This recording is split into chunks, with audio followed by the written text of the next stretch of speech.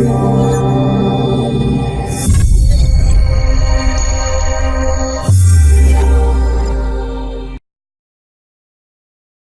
back to October in our series, Your Abundant Life. And we're talking about abundance this month. It's our prosperity series. And we are talking about prosperity in all areas of our lives. And prosperity is really that desire that we have for wholeness and balance in our life and in our affairs. Prosperity. Abundance I sort of look at as the things that we accumulate, a lot of things that we accumulate. But then prosperity sort of takes it into that higher realm of consciousness, of really recognizing and accepting Spirit as our source. Because when we can accept that Spirit is our source and we're ever supplied, then we can begin to live with that prosperous attitude, knowing that it's our divine birthright and the receptivity of the good of life, and that life flows through us. Because we are so blessed, are we not? I mean, if we really think about it, we are so blessed. And that's that prosperous attitude, that prosperous idea of mind. So we're looking at the idea of prosperity in the 5 areas of our life this month: in career and creativity, which we started last week, health, relationships, spiritual life, and finances. We are going to talk about finances later this month. Ernest Holmes, the author of The Science of Mind, from which we teach, and the founder of Centers for Spiritual Living, he defines prosperity as the outpicturing of substance in our affairs. And he always defines substance as that God stuff, the stuff from which everything is creative. So if we go to the science side of Science of Mind, we hear about what? The quantum field, right? That everything comes forth out of this quantum field, that it's all in wave form until it's observed and collapsed and all that. So it is being proven up by science, this idea of the allness of God being the one source and substance of all that is. So we look at this alignment of his alignment of the universal truth of God being all there is, right? Of God being all there is. So last week, as I said, we talked about creativity and career, and today we're talking about abundant health. Abundant health. Ernest Holmes says you can achieve vibrant health through right thinking. You can achieve vibrant health through right thinking. So let's see if that's true.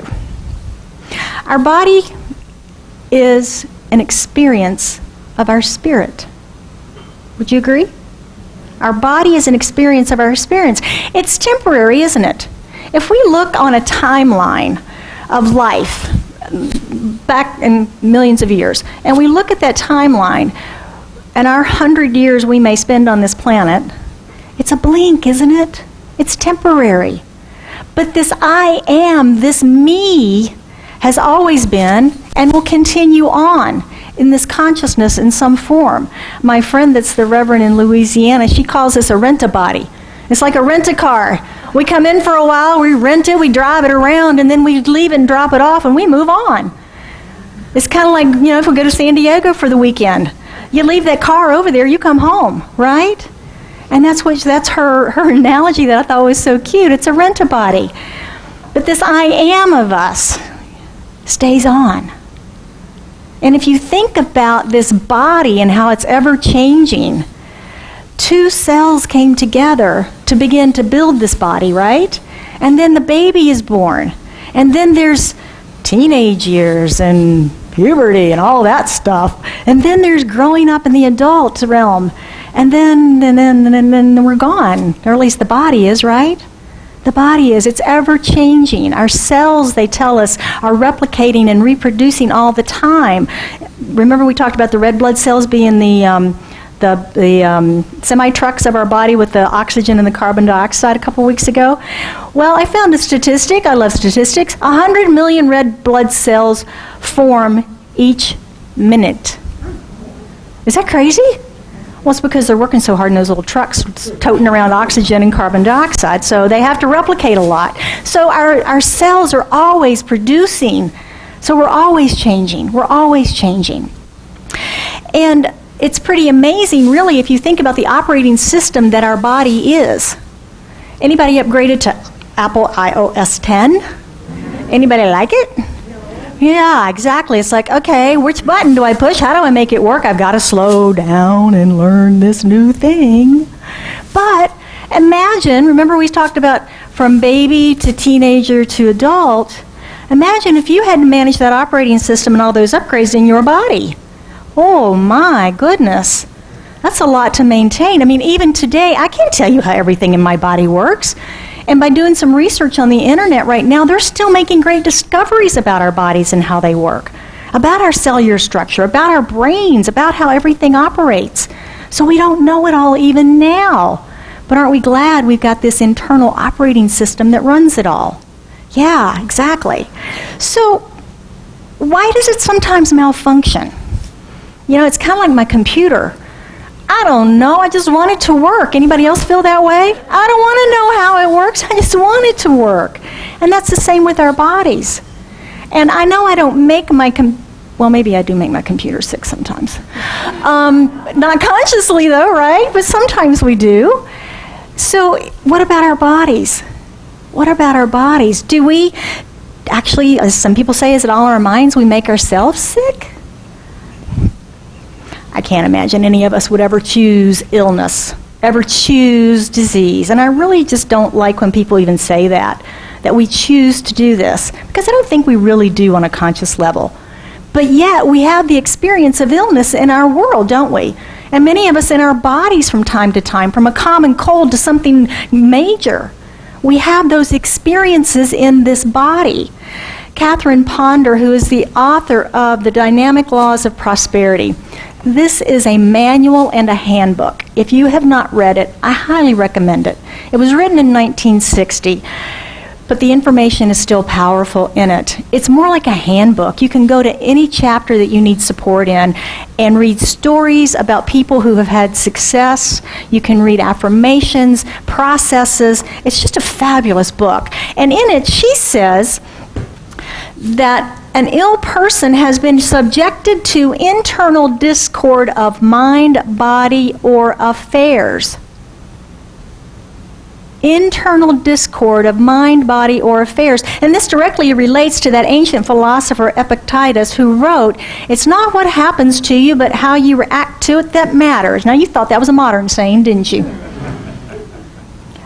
He was born in 55 AD. It's not what happens to you, but how you deal with it. And we know that to be true, don't we? Because we can see two people have what appears to be similar experiences and have completely different reactions to them. Completely different. And it's how we choose to deal with it. So how are you dealing with your stresses of life? How are you dealing with your stresses of life? Do you react or do you respond? Do you react or how are you feeling about these revelations this weekend from Donald Trump's camp and from Hillary Clinton's? Because they both came out with some not so flattering things, didn't they? Yeah. And depending on which side of that aisle you want to fall on, you may react or respond differently. How about the that little thing called recession that we all traveled through a few years ago? Have you recovered? Emotionally? I know, I was in it. I had my own experiences of it, financially and in my business, and I witnessed a lot of wealth that disappeared, but it's never about the money. How are you handling it today emotionally? Have you processed it? I'm recalling my parents, who both grew up during the Great Depression back in the late 20s and 30s, and how they brought that mindset, that psychic wound almost, forward with them in their life and lived their lives that way. And their expression was really all about, there's never enough no matter how much there is. Because there was always that fear they could go away again. Could go away again. So these experiences are actually life happening through us, aren't they? They're just life happening through us, and it's how we respond to them that is so important for us and important for our health. Because our thinking impacts our body, and can our body impact our thinking? Sure it can. If we're dealing with pain or we're unhappy about something, our body's got something going on, that's going to affect us. Our mind has a tendency to go really internal and focus on that pain, doesn't it? To the exclusion of a lot of other things. So our thinking impacts our body impacts our thinking. So how are you dealing with the it in your life? How are you dealing with the it in your life, whatever that might be? Whatever that might be. Now, there's tons of studies out there about the impact of stress on our bodies. And really, they say that a little stress is good for us. It's good for our immune system because it builds us up, makes us stronger. It's like exercising your muscles. Resistance builds your muscles up, right? We used the example before about plants and how the wind breaks the cells in the stem of the plant and causes them to grow more cells to make the stem stronger. A hurricane snaps it, though, doesn't it? Yeah, it's too much stress. The same applies to us. So too much stress for too extended of a period of time breaks us too. Breaks us too. So how do we deal with the it in our life? You've probably heard that forgiveness heals. That's a pretty standard process, right? Have you done your forgiveness work? You'll be healed if you do. Well, you know, there is a lot of truth in that. There's a lot of truth in that.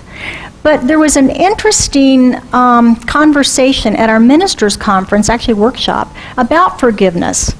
And it was a very interesting process that I had not heard before. It's been around for a long time. You may have heard of it, but I had not. And it's very empowering. I'm going to see if I can get the gentleman to come over and do a workshop for us. But basically what he did was use our science of mind symbol, the teaching symbol, as an example. Yep, that's it. And we talk about the top part of that being the seed, the middle part the soil, the bottom the plant, or spirit, the law, and manifestation. And that V is the downward descent of spirit into form. And that's the basic way we teach it. And we say that anything that's in form that we don't want in our life necessarily, we can recreate and start over.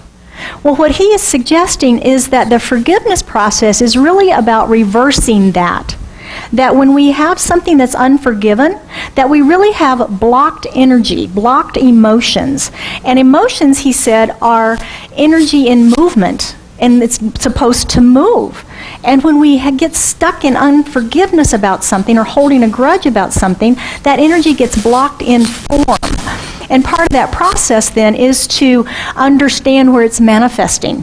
And the process that he did was he had people go into a little meditation and ask what in your body is trying to speak to you. You ever known anybody that's had chronic back problems? Lower back always hurts, upper back always hurts, neck always hurts, my stomach's always messed up. Those are some of those chronic kinds of things that he suggested is where this unforgiveness stuff can manifest in us. And he did processes with people that were very willing to work with him in front of all of us to share this. And some of it was about childhood and dealing with parental issues and how they worked through that and to see the transformation on them. And basically it's taking that form, looking at it, speaking about it, and then moving into the law section, into what would I have preferred? Okay, I wasn't treated X, Y, or Z. I didn't feel like I was loved. Okay, I would have preferred a loving relationship. That's moving us up into the law. And then we ultimately end up, we have to, once we've canceled all that, we have to then end up planting a new seed, don't we? Because otherwise that vacuum just gets refilled. So we have to plant a new seed, and that new seed is the affirmation of the truth of who and what we are now that we have forgiven all of that blocked energy and freed it. It's a much more complicated process than that. That's the 5-minute simplified piece of it.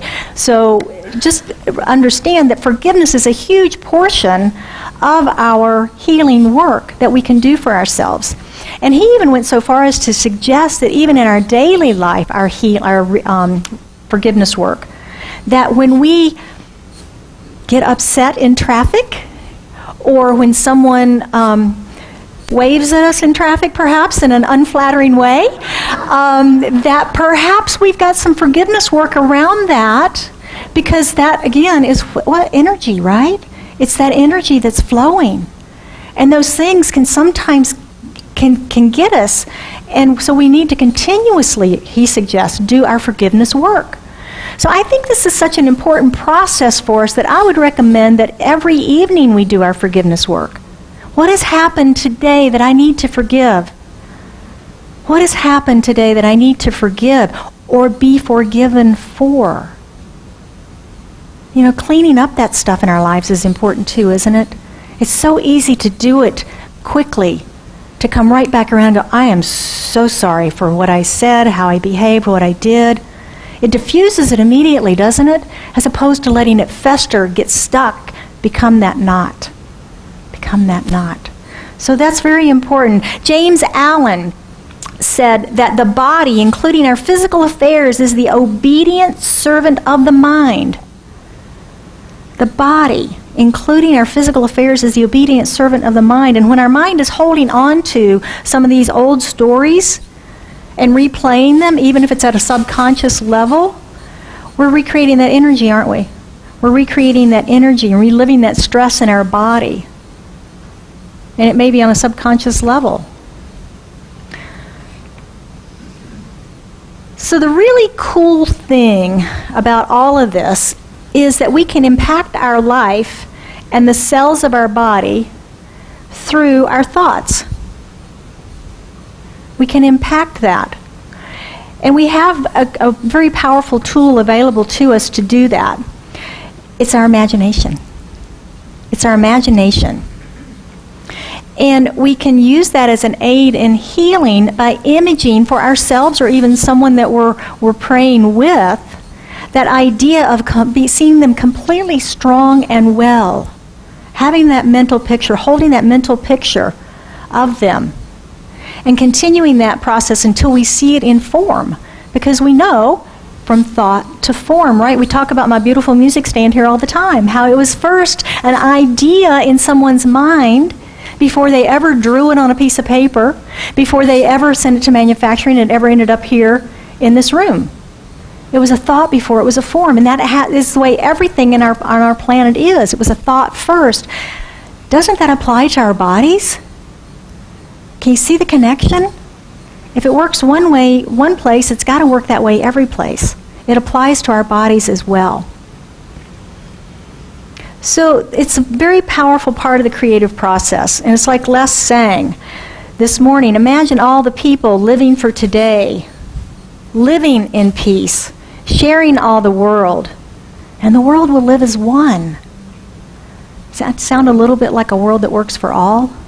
Imagine how powerful it is if just for 1 hour, everybody on our planet sat still and imagined peace.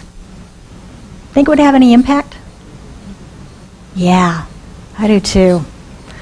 I do too. We just have to do our part, right? So Ernest Holmes calls this use of our imagination mental equivalent, which means holding a picture in mind or a feeling in our bodies if you're more of a feeling than a visual person.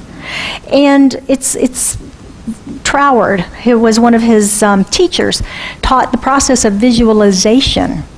And he only had one protege, Troward did, that he would train. Everybody wanted to train with him, but nobody would do that. I mean, he wouldn't do that for anybody, except one lady who was incredibly persistent. Her name was Genevieve Baron, and she was his only student. And she said that we all possess more power and greater possibilities than we realize. And visualizing is one of the greatest of these powers. It's one of the greatest of these powers. Emile Coué first declared that the imagination is a much stronger force than the power, than the will. Let me start that over. Coué declared that the imagination is a much stronger force than willpower, and when the imagination and will are in conflict, the imagination wins out. I have an example. Has anybody ever been on a diet? Takes a little willpower to start those things and stay with them, doesn't it? And then we start imagining if you're sweet and gooey or salty savory. Whichever. You begin to imagine that. Is your imagination stronger than your willpower in that moment? Mm-hmm. Mm-hmm. Yeah. Exercise. That's the other one, right? Got to go to the gym. Willpower. I'm going to go to the gym. And then we start to imagine. It's boring. It's painful. It takes too much time. I'm not going to... Right? Our imagination is much more powerful than our willpower. The athletes that we watch on, if you're watching those extreme shows and stuff, and they're going to gut it out to the end. They're not gutting it out with willpower. They're gutting it out with their imagination. They're imagining crossing that finish line. They're imagining climbing that wall or jumping over the alligators or whatever they're doing. They're imagining that in their mind. It's not willpower. It's imagination. That's the most powerful faculty that we have available to us, is our imagination. And we can use it for healing. We can use it for maintaining our health. By seeing ourselves as that whole perfect and complete being of spirit that we are. We can have that. We can experience that. So the next time your ego tells you that your dream is too big and that you're destined to be of poor health or whatever goes against your desire, use that imagination. Use that imagination to focus on that which you want. Ponder's got some great examples in her book of people that make conscious decisions to not tell the story over and over and over about their illness, their surgery they just had, or whatever the treatment, or whatever. It's like, that's fine, it happened, it's going great, and I am whole, perfect, and complete. And they're holding the vision. They're holding the vision of what it is they seek, what it is they desire. And that's the most important part, is staying with it. Using that imagination will help us to stay with it. Not the willpower to stay with it, the imagination to stay with it. To imagine ourselves as that being that we seek to be expressing as. Make sense? Yeah. So when we begin to embody this prosperous thinking, the desire for balance and wholeness in our life, when we begin to embody that, own it like Holmes says, to wear it, then our whole being is expanded to new and unlimited good, including areas of our health and well-being. Including areas of health and well-being. So I want to take a moment and let's look at this law of attraction and how we can apply this week to our prosperous health. How can we apply this to our health? We're going to talk about summarize some of the things we talked about this morning. This slide will be left up at the end of service if you want to take any pictures or anything like that to take it with you this week. It'll also be up on our website. Our first one is stress. Stress may be inevitable, but don't pitch a tent there. Don't pitch your tent there, okay? Use it for what it's designed for, to strengthen the immune system, strengthen the muscles, grow and expand, but don't stay there. Don't stay there. Figure out how you are going to deal with your it in your life. How do you want to deal with it? Do you want to be crazy and upset and depressed and excited and all of those things? Or do you really want to be, okay, that's the it and I'm this. I'm not the it. I'm not the it, right? It's a thing, it's not me. I'm going to be whole. Our second is imagination. Visualize every day your manifested dream. Those of you who have placed your goals and dreams in here with us this year, we've been praying with you on, I really hope you're visualizing them with us all every day, right? Every single day. Every single day. Yeah. As already done, because they are done in the mind of God, or you wouldn't have had the vision. We're just waiting to see it in form. Use power of affirmations. This book, again, is filled with affirmations and success stories of affirmation. She tells a story that she has affirmations all over, aspirations, that's the same thing, all over her house, and that the neighborhood kids used to come by just to read them because they thought it was so cool, and then they would ask her to write one for them. Isn't that cool? Affirmations work. We kind of think about them as maybe something very primitive or something that was done in the 70s or something like that. But they work. They really do work because it's reprogramming our brains. It's reprogramming our brains, those neural pathways, into thinking more in alignment with what our heart is saying we desire. So use your affirmations. Number 3 is our spiritual practice, of course, and in this one is forgive daily. Forgive daily. Clean it up. And then practice gratitude. Don't let those emotions get stuck. It's almost, the vision that I got with this was like a pitcher being poured out and then refilled with gratitude. Pouring out anything that happened during the day, pouring out anything that could get stuck in our energy, pouring out anything that was a grudge or could be held in unforgiveness, and then receiving that and filling that back up with gratitude. Filling that back up with gratitude. And then our fourth is to embody this idea of prosperous thinking, to elevate our conscious awareness into this realm of prosperity that God is all there is. God is my source. I am ever supplied by the all good of God. One of my affirmations is God is my source and I cannot outgive God. We play this funny game sometimes. Where I think I'm going to outgive God this time. And I give a little more, I'll round it up a little higher, right? Give a little more. Value that a little bit higher. Spirit just laughs, can't outgive me. Right? We cannot outgive the source of all that is. We cannot. So Ernest Holmes, our founder, was known for encouraging his students to prove these principles to yourself. Don't take my word for it. Prove them to yourself. Go use them and prove them. So that's why we use practicing the principles each week. It's something that you can take home with you, practice in your life to see that these are powerful tools and practices that you can use. For the month of October, we're taking it a step further. We're going to practice in community. We are celebrating your Abundant October. And we have a handout on the back table for those who were not here last week and got one. We have more handouts on the back table. And we have Susan here. Hello. In that box underneath those baskets are green envelopes. Would you hand those out to everyone while I'm talking, please? Thank you. So we're going to play our Money Finders game as community. So step one is everyone commits to play this game for the next 3 weeks now. And it is our Money Finders program. And what that is that any unexpected good that comes into your life, you acknowledge it.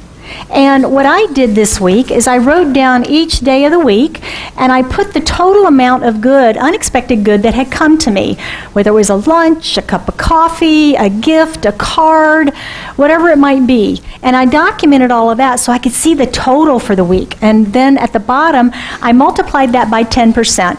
The number 10 is just known as a number of increase, and that's why we're using it, plus the math is pretty easy. And so 10%, and mine this week was $419, and $41.90 is in here as my 10% gift, circulation, tithe, whatever you want to call it, back to the universe in gratitude for the 90% that I got to keep, right? For the 90% I got to keep. And the key in this is that this is separate from your donation, contribution, tithe, offering, whatever you want to call your gift to this community each week, because that's typically the gift that comes out of your income, right? And your income is expected. This is unexpected. So if we start substituting our expected for unexpected, the energy is going to get a little wonky, isn't it? And I'm not sure what's going to happen in that expected income, so I wouldn't do it. But anyway, stick with your regular donation, and then this is the Money Finders portion. This is the fun portion. Number 5 on the sheet is our affirmation that we're doing each and every day. I recommend 3 times a day, just because. And it is, I am prosperous, healthy, and happy. I recognize and accept abundance circulating in all areas of my life. And then we are going to be tracking this specifically this month for you, and on November 6th, we will report our success on the program. Now, we already know this program is a success because I just checked the September financials, and you as a community for yourselves in your pockets have generated since April $33,452.30. Come on, guys, that's a lot of money. That's awesome. Congratulations to all of you, and thank you for your generosity in sharing that with this community. But you know, I always say it's really not about sharing it with this community. It is about sharing where you're spiritually fed. It is about that. But I don't care if I don't care if it comes to this community, because it's about you and your prosperity consciousness, right? It's about that law of circulation and playing in that. We welcome and appreciate you supporting this center. But it's not about that. It's about you and your prosperity and proving these principles to you, that you are abundant. That's what our whole series is about. You are abundant. So I want to close us out this morning with a quote by Jack Sparrow. And it is his version of the Epictetus quote. He says, "The problem is not the problem. The problem is your attitude about the problem." Your attitude about the problem. How you deal with it, right? So figure out how you want to deal with your it and deal with it. So let's anchor this in prayer this morning. Won't you join me? How good it is to know that divine health is our birthright as children of the Most High. That we are spirits in form. As I recognize that God is all that there is, it is the one power, the one presence, the one life. And all of that is here now present in this room and in, through, and as me as an expression of it, and in, through, and as each one in this room and within the sound of my voice. For we are all united in that oneness and that wholeness and that full, whole, perfect expression of God. And I know, claim, and accept from this place of knowing, from this unity of the one, the divine health that each of us is. I see, know, claim, and accept the divine livingness of spirit in each of us in this room this day, as health, as wisdom, as prosperity, as spirit in form. And I know that if there are anything troubling any of us this morning, be it in the realm of health, relationship, finance, career, spiritual questioning, I know that the answers come easily. I know that spirit is revealed through clarity. And I know that divine wisdom and intelligence flows through each and every one of us, through each and every cell of our body. As those cells know exactly what to do, they know their job, they know what they're doing. It's the absolute operating system of the Most High in, through, and as each of us. I also speak a word this morning for all of our friends and family along the East Coast as they experience this storm, Matthew, and its after effects, knowing safety, knowing peace, knowing grace as they move through the recovery, move through getting their lives back to normal. So how grateful I am for knowing this truth of the divine health of each one of us. How grateful I am for the manifestation of this prayer. How grateful I am for this knowing. As I just release this into the action of law, knowing, accepting, claiming that it's done, it's already done in the mind of God, it's already fully formed and orbed, whole, perfect, and complete. There's nothing else for us to do but accept. And we do that now as we affirm. And so it is.